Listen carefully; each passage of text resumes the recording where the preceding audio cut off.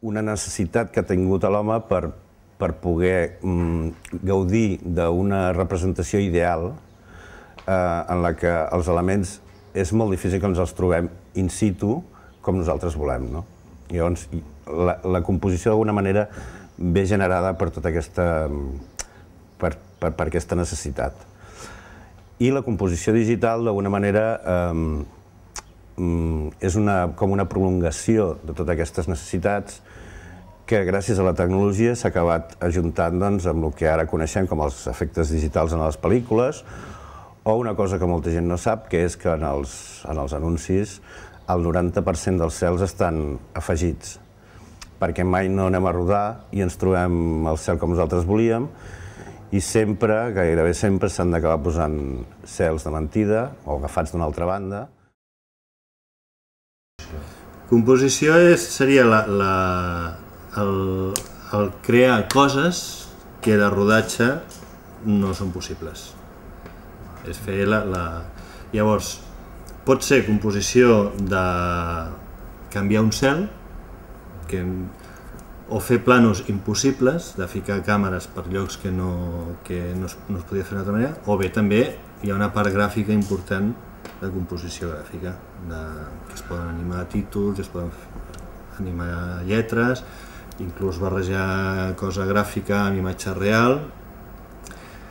Tot això seria una composició. Parlem de criteris de composició i de veure què ens aporta el disseny audiovisual respecte a altres disciplines de disseny, com el gràfic o altres disciplines com la fotografia o l'art en forma en els quadres. El primer factor i el que més determinant resulta és que aquí se'ns inclou el temps. El temps que ens organitza el discurs d'una forma completament diferent. Ens apareix l'animació, ens apareix la successió de formes en pantalla i per tant, hem de controlar-lo. A més, l'hem de controlar tenint en compte una cosa, que en moltes de les manifestacions del disseny audiovisual, l'actor, el receptor, no controla aquest temps. No pot dedicar més o menys temps a fer un visionat. Li passarà amb un ordre determinat, amb un tempo determinat, tindrà aquell espai per fer la lectura i, per tant, hem de tenir-ho ja molt clar quan estem començant. Això ens porta també a que l'ordenació de les formes, de les tipografies, dels colors, de textures, imatges que puguin aparèixer en pantalla, no tenen per què estar sotmeses a la rigidesa de potser del que passa en el disseny gràfic. Aquí les formes evolucionen per pantalla, unes ens porten a les altres, intentem mantenir un itinerari visual que sigui confortable perquè la lectura es produeixi tal com nosaltres volem.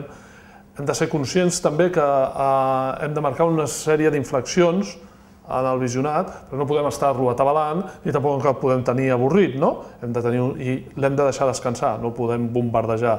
Hem de marcar una mínima gramàtica visual perquè aquesta composició flueixi de forma natural.